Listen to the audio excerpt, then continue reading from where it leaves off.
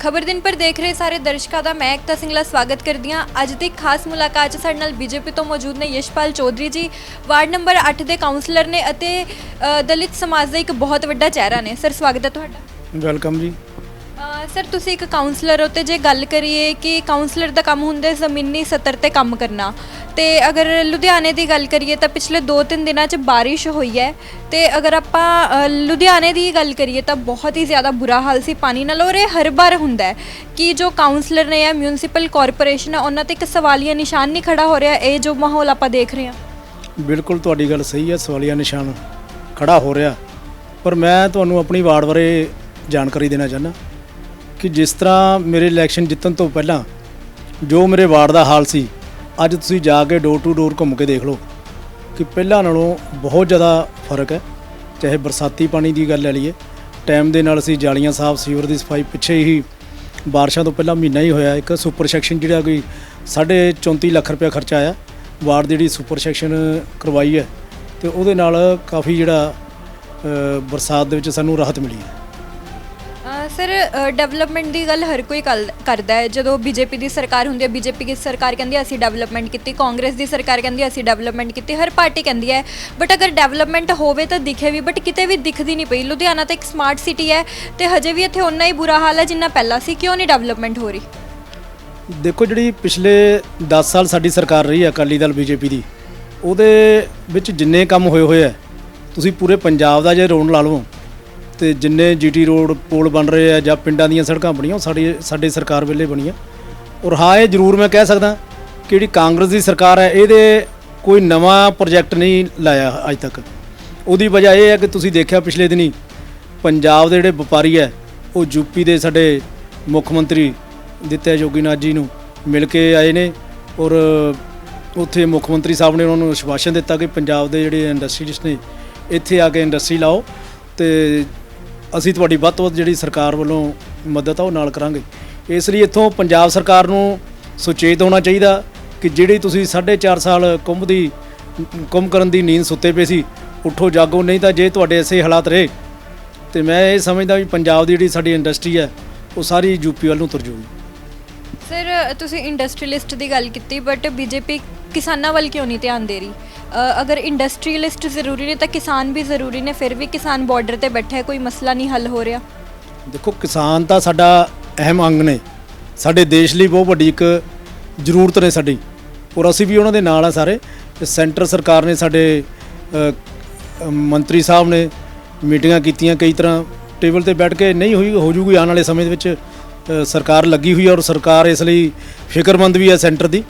प्रधानमंत्री जी साडे फिक्रमंद ने भी किसान जिहड़े बड़े लंबे समय तो धरने ते बैठे आ, तो इन्हां दा कोई ना कोई तरीके नाल सलूशन कढ के मसला हल होना चाहिए। सर तुसी दलित समाज नाल बिलोंग करते हो और काफ़ी वड्डा फेस हो दलित समाज का, तो हुण तक बीजेपी पार्टी वालों दलित समाज लिए की कुछ किया गया? दलित समाज लिए बीजेपी वालों काफ़ी स्कीमां जिहड़ियां पिछली सरकार दे विच स्कॉलरशिप सब तो वध जिहड़ी जिन्ना जदों तो साडा देश आज़ाद होया तो पंजाब दे विच जे वध पैसा आया तो साडी अकाली दल बीजेपी की सरकार दे विच आया। सर सुखबीर बादल ने जो अकाली दल के प्रेजिडेंट ने उन्होंने ऐलान किया है कि जो पंजाब का डेप्यूटी CM होएगा वो दलित फेस होएगा। बट अगर आप बीजेपी की गल करिए तो बीजेपी के विच अनाउंसमेंट जरूर हुई है कि CM पद का जो चेहरा है वह दलित समाज च होएगा, बट यह जो अनाउंसमेंट हुई है वो प्रधान वालों नहीं हुई। इस दे की कारण मानते हो?